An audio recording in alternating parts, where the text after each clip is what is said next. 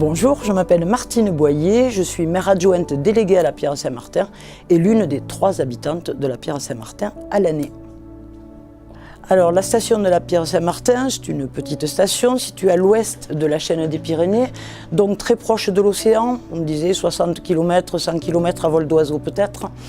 Et on se rend compte bien sûr qu'il y a, quoi qu'on en dise, un changement climatique et qu'il fallait que nous nous posions les questions sur la préservation de notre lieu de vie, de travail et sur l'enneigement qui allait peut-être devenir un peu problématique.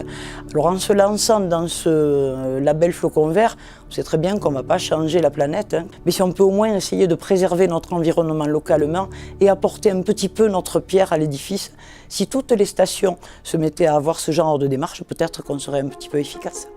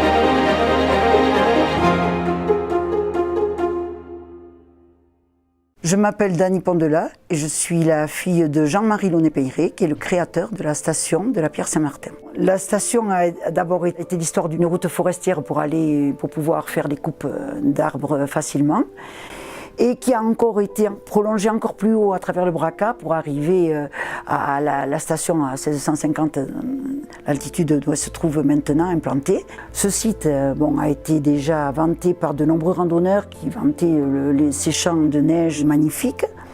Et l'idée a germé donc de faire une station en 1960-61. La municipalité a construit en suivant trois petits téléskis, le Massaret, l'Arlas, qui était un peu plus haut, et le Mont-Royal. La station pouvait commencer.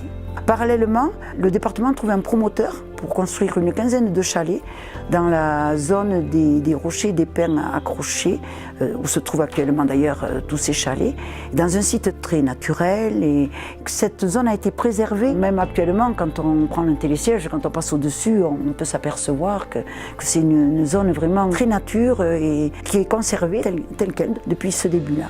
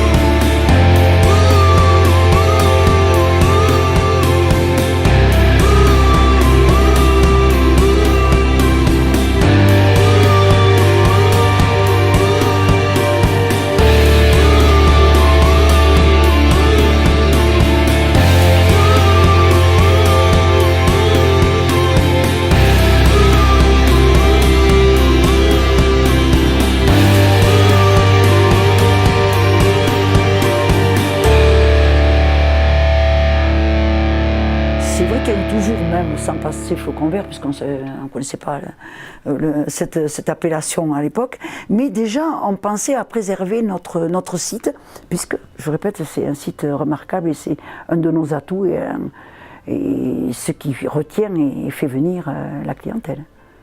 Pour les remontées mécaniques, donc, on a travaillé sur l'optimisation des vitesses par remontée afin de sensibiliser bien les conducteurs des remontées qui gèrent la vitesse en fonction de la fréquentation de la journée. Lors de l'implantation des dernières remontées mécaniques, un effort particulier a été apporté pour intégrer les gares amont et aval afin qu'il y ait un minimum d'impact visuel. Sur le damage, on a aussi travaillé sur la formation des dameurs avec des formations en éco-conduite. On récupère les eaux pluviales des bâtiments, donc ce qui permet de recycler les eaux pluviales pour la production de neige de culture. Ça fait plus de 10 ans qu'on a pris conscience de l'impact qu'on peut avoir sur le milieu naturel, alors à notre niveau, mais on essaie de limiter au maximum sur notre activité quotidienne. Et le flocon vert vient récompenser tout le travail qui a été fait collectivement. Alors, parmi les axes de développement touristique, la mobilité est au cœur des préoccupations aujourd'hui du tourisme et on essaie par des actions de communication mais aussi d'investissement de stimuler les montées en bus, puisqu'il y a un bus qui existe déjà, et de développer des solutions alternatives aux véhicules individuels pour monter ici à la Pierre Saint-Martin. Bien manger en station, se fournir et avoir des produits locaux, c'est parfois difficile. Et à la Pierre Saint-Martin, c'est peut-être une des rares stations qui possède un magasin de producteurs locaux, où on a 14 producteurs qui sont réunis, qui proposent leurs produits, où les producteurs de fromage, de miel, de vin, de charcuterie, même les producteurs de légumes montent en station, proposer aux gens une alimentation de qualité et un circuit court et valoriser ainsi le patrimoine à la fois gastronomique et puis agricole de la région.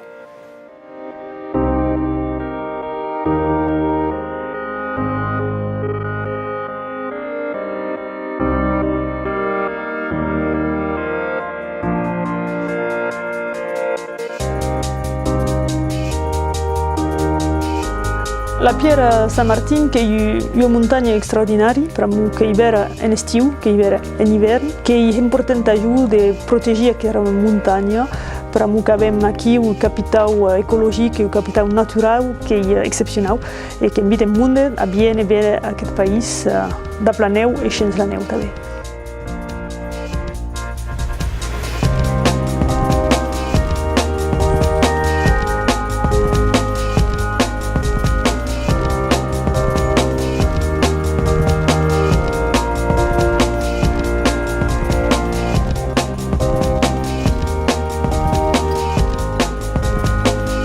Je n'aurais jamais été travailler dans une autre station que celle-ci. Voilà, celle-ci c'est vraiment un coup de cœur. Elle a un environnement paysager que peu de stations ont, je crois. On s'y plaît énormément. Et si on n'en est pas parti, c'est parce qu'on n'a pas eu le courage de redescendre dans la vallée. Tant que la santé nous le permet, nous allons rester ici pour profiter de ces paysages magnifiques.